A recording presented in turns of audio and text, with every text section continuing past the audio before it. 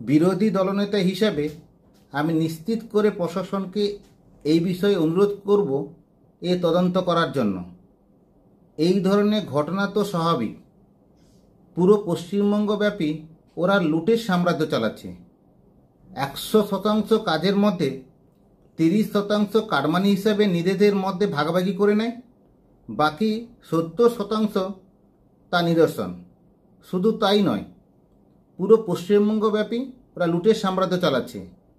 আপনারা দেখতে পাচ্ছেন ধীরে ধীরে নিচের লেভেল পর্যন্ত ছড়িয়ে পড়েছে। এর মুখোশ খুলছে, জনগণ দেখছে।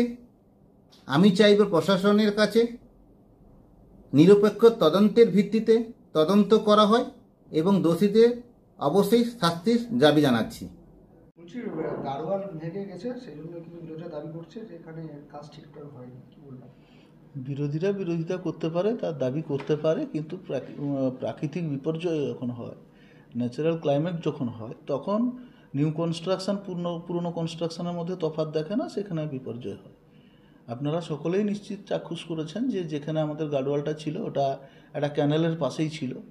তো ক্যানেলের মাটির ধস নেমেছে সেটাও লক্ষ্য করতে পারবেন, আর এবং জলের ভীষণ প্রেসার হয়েছে। তো স্বাভাবিক কারণে যে পোর্শনে মাটির ধস হয়েছে ওখানে গার্ডওয়ালটা একটু অংশ মাটির ধসের সাথেই ভেঙে গেছে। তো নিশ্চিতভাবে এই কাজ এজেন্সিরা করেছেন, যেমন ইঞ্জিনিয়াররা তদারকি করেছেন। তো যেখানে যেখানে ক্ষতি হয়েছে এজেন্সিকে দিয়ে সেই কাজটা পুনরায় যাতে নির্মাণ করা যায় সেই ব্যবস্থা নিশ্চিতভাবে করা হয়েছে। আর বিরোধীদের প্রশ্ন করলে অবান্তর তাদের চিন্তাভাবনা, তার কারণ বিরোধীদের প্রশ্ন করার এই মুহূর্তে জায়গা নেই। বিশেষ করে বিজেপির এত টাকা, লক্ষ লক্ষ কোটি কোটি টাকার সংসদ ভবন করেছেন, তার মধ্যেও জল নেমেছে। তো নিশ্চিতভাবে আমরা কেউ বিশ্বকর্মা নই। যারা কাজ করেছেন তাদের যদি কাজের গাফিলতি থাকে প্রশাসনিকভাবে ব্যবস্থা হবে, কিন্তু আমরা মনে করি ন্যাচারাল ক্লাইমেটের উপরে কারোর কোনো হাত থাকে না, সেটা বিপর্যয়।